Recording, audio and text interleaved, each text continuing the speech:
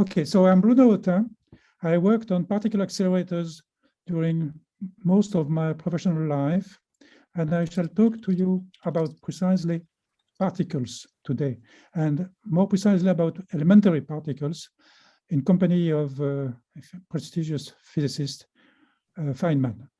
But before discussing Feynman conceptual experiments, I shall give you a historical introduction. So first, the concept of grain of matter has been introduced in the 5th century, if I remember, by Democritus. And what is very interesting in the old assumptions is that the atomic notion, so something which cannot be broken, was valid not only for ordinary matter, but also for light. And that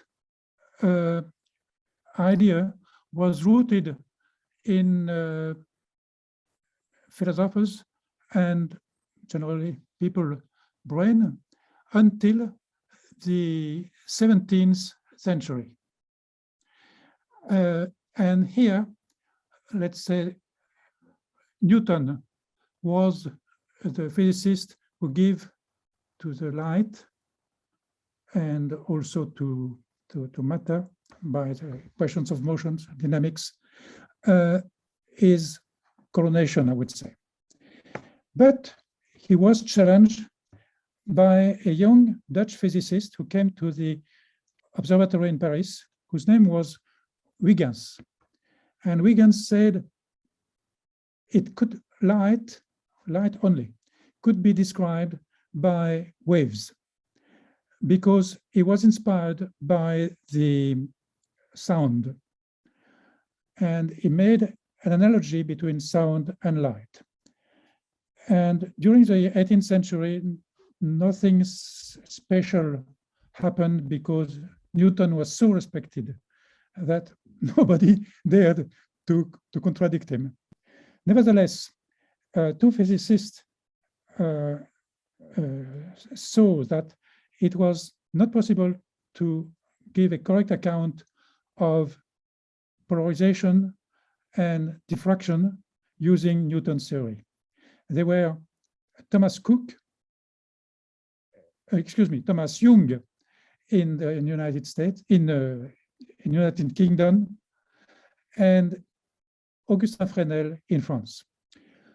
And Young introduced the famous slits that we shall review with Feynman in a moment.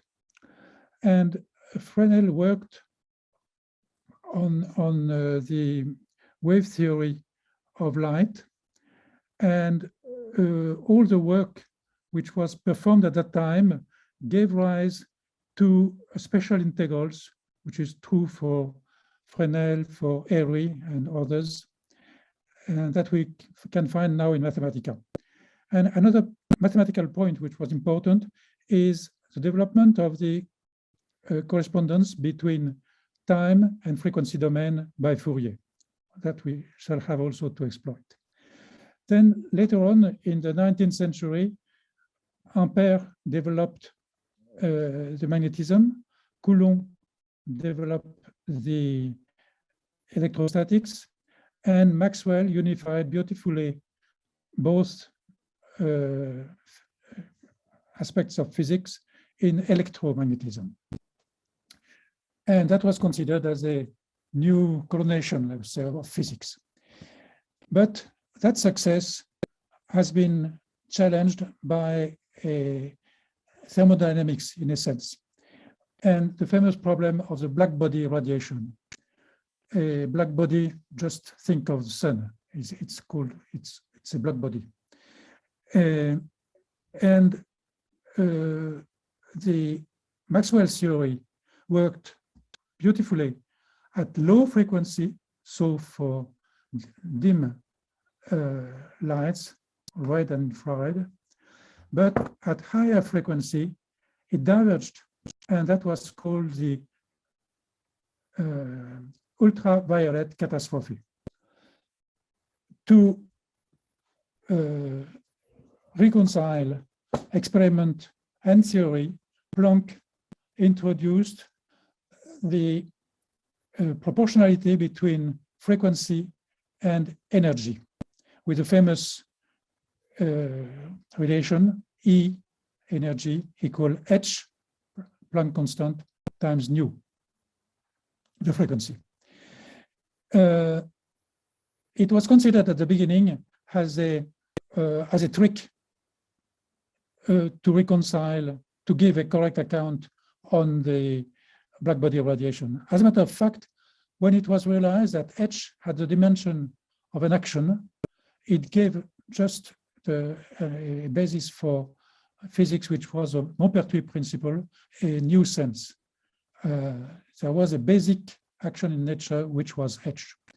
And here you can see a display of the Planck distribution with the parabolic shape at the beginning for low frequency, a maximum, and then a decay at highest, at the high energy. This function, which is nu cube over exponential of h nu over kt minus 1, in addition to h, has k, which is the Boltzmann constant. And it's a complicated function. It is not defined at the origin, so its value must be defined by limited development, and it tends towards 0 at infinity, but you can see that we have to span 17 orders of magnitude to reach this region. So rather careful, be rather careful with that distribution. Once that was realized, and it was helped by Einstein in 1905 with the explanation of the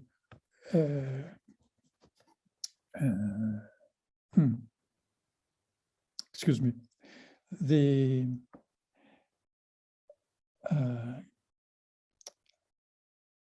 that will come back, but it's so famous now with all solar panels and so on and so forth. Okay, I shall skip that. And then there was the Bohr's atom in 1913. And in 1923, Louis de Broglie said that the wave nature of light also applied to any particle of matter. That was a bold principle, or yes, principle, but it was confirmed by a famous experiment by Davison and Germer, who proved that electrons were diffracted by crystals, precisely according to Broglie's law. Then there was the Schrödinger equation, the Klein-Gordon equation, and the Heisenberg's uncertainty principle. And now I have opened the gate, let's say, to Feynman's experiments. So there are 3 types of experiments. Okay, I'm on time. One with bullets, one with waves in water, and one with electrons.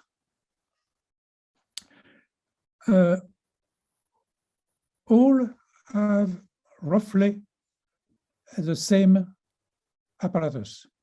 You have a source, which is on the left-hand side, a first screen with 2 slits, exactly as in the Young's experiment for light.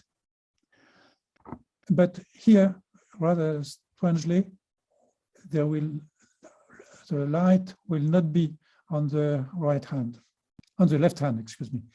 And a a second screen where you measure the impact of the particle which have been emitted from the source. In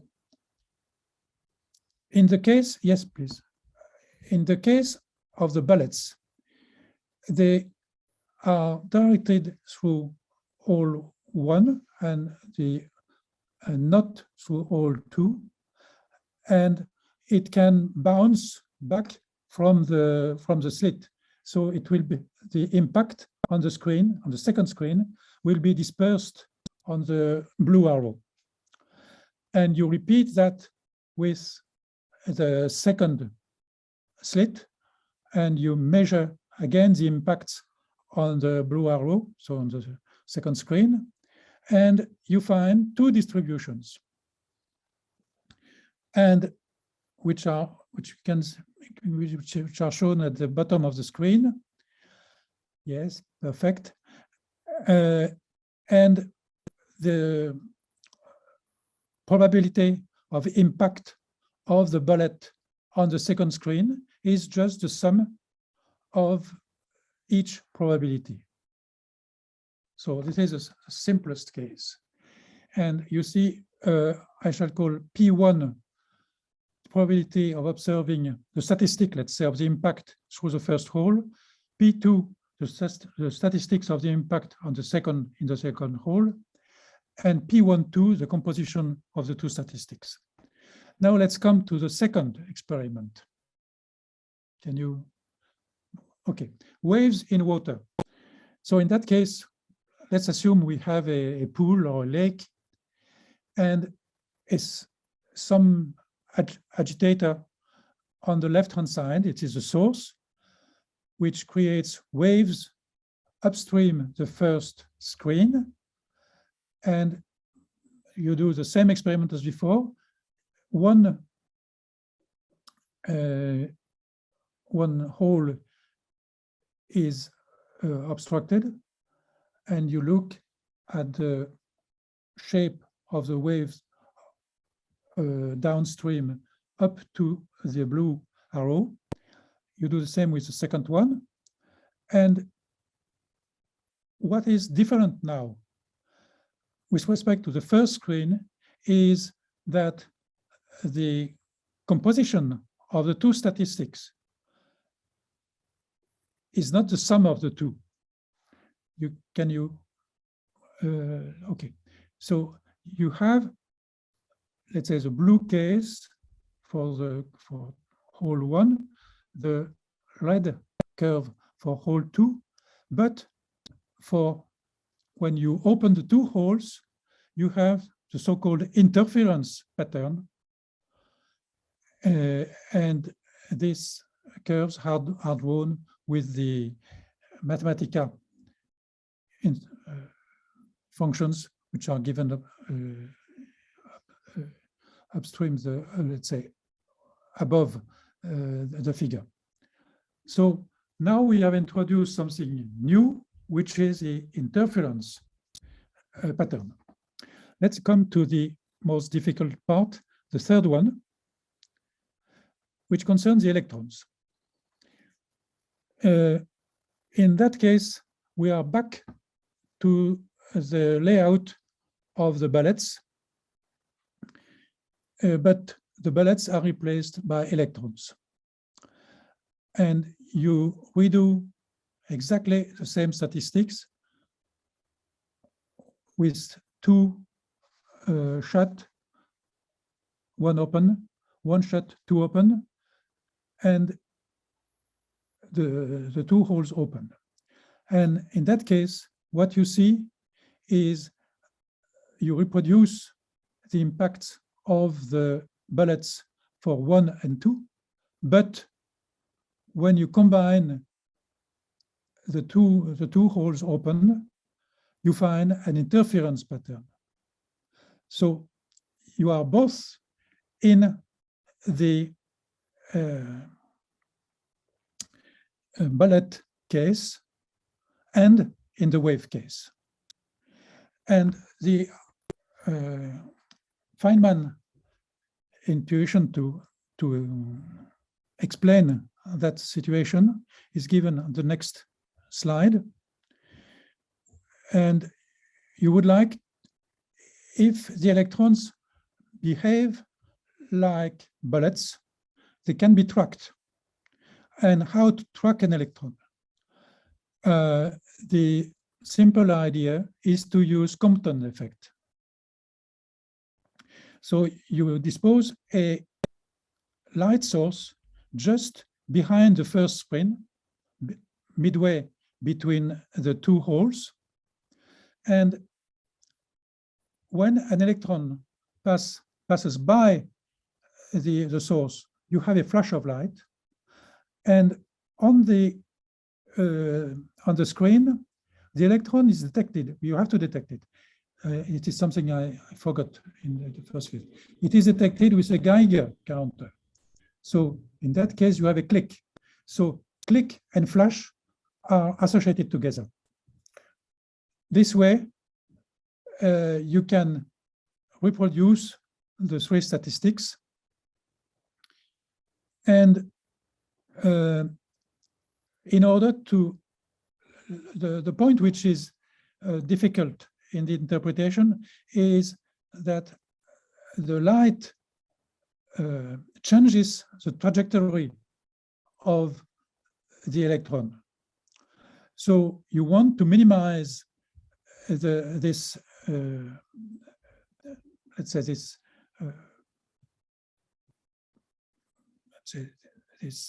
effect of the light. So there are two ways to diminish it. One is to reduce the intensity. Then what happens is until a certain, when you reduce the intensity, you will have electrons which will escape the effect of light. They will go on their own. And others which will be submitted to the effect of light. So you can resume the statistics, and then you observe that the statistics where the electrons escape the effect of light is an interference. But the statistics of the electrons which have been tracked through the light source follow the bullet statistics.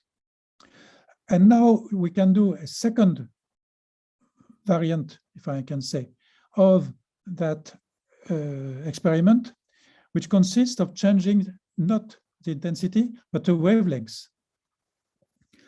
And let's say at the beginning, you see that the idea behind that is that you will compare the wavelengths to the distance between the two holes.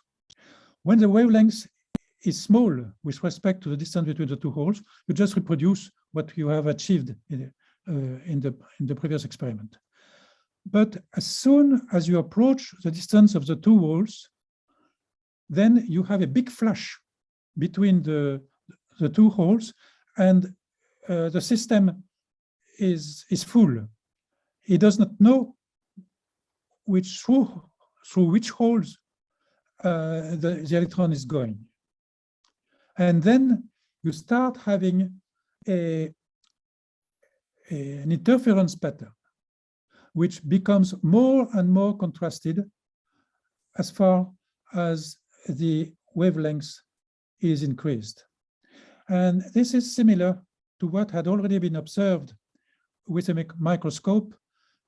To observe a detail in a microscope, you need a light which has a short wavelength as possible.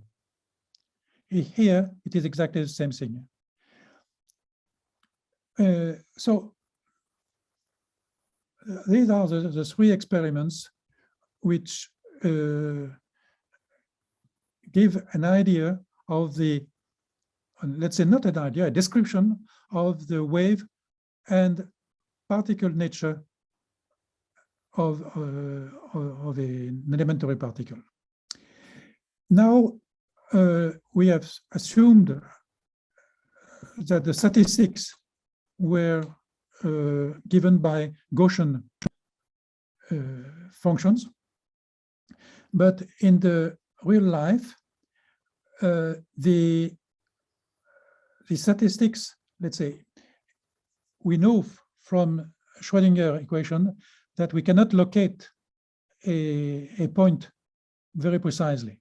So the statistics, the probability of finding the particle near a point R is, let's say, P of R, and to find it in a volume V is P of V is equal to the integral on space of P of R, and this total integral is equal to 1.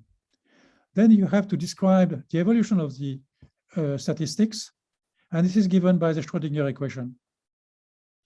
And once you do that, you can have an explicit shape of an experiment, let's say, an explicit account of the experiment you have performed.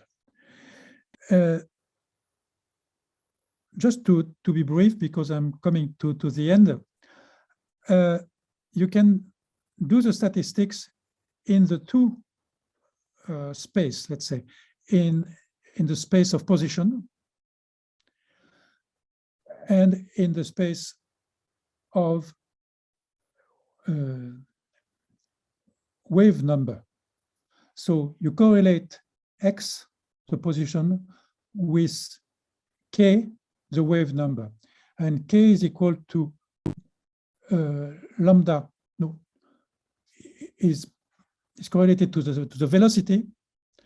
And when you compare the two probability for the, and it is written here, okay, for the position, and if you go down to the on the next screen,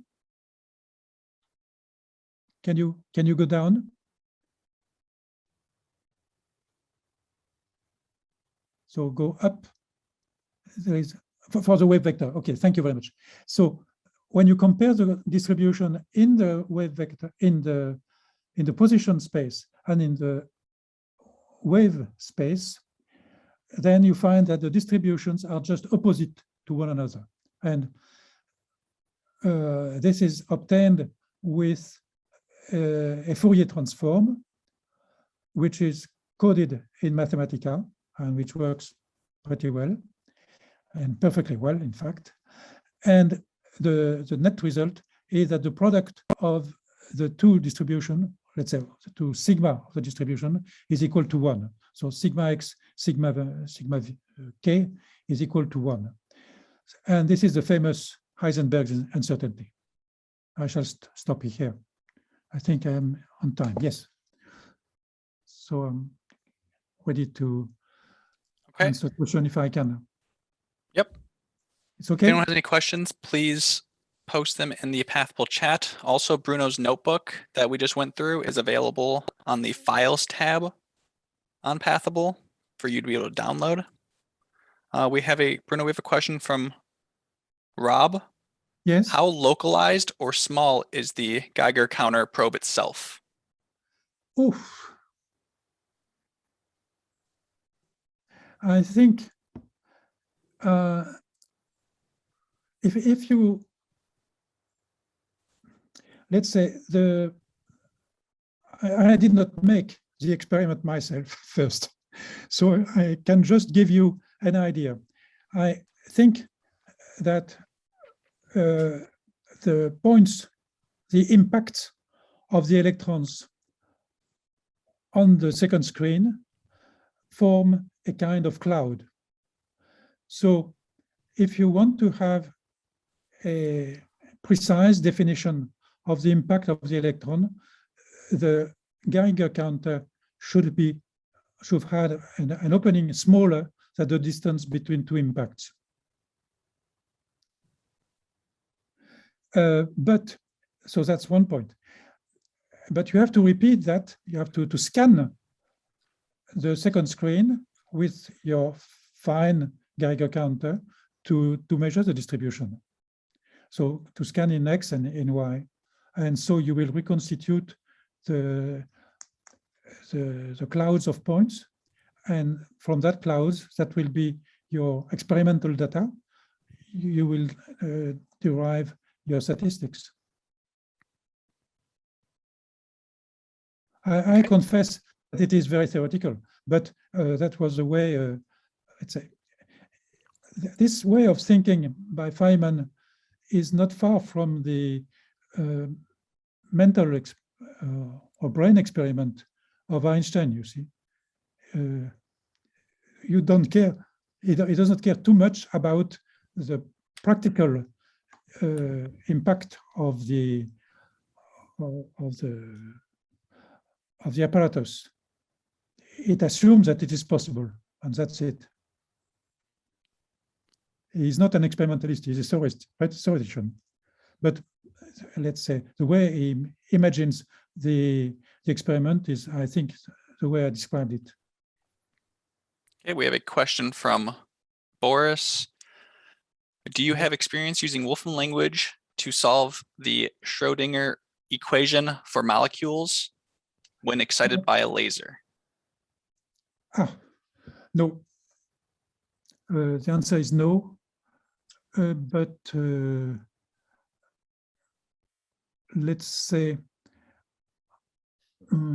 what I can say, if Boris wants someone to discuss with about this kind of Schrödinger equation, I know that there were experiments at Fermilab, not far from Champagne, on neutrinos, where neutrinos are produced by decays of muons, and one has to see the Schrödinger equation of the muons before the decay, and that has treated by physicists. That has been treated by a physicist who illustrates the Schrödinger equation with a mathematical diagram. I can try to find the reference. It is the name of the experiment is, I forgot, but I can find it in my papers. It is an experiment on neutrinos made at Fermilab, not away from Fermilab. So it should not be too hard to find it, but I shall try to find the reference. But it is not exactly the problem Boris asked for, but it should be similar. From a mathematical point of view, I think one of the most difficult things is precisely the manipulation of the distributions.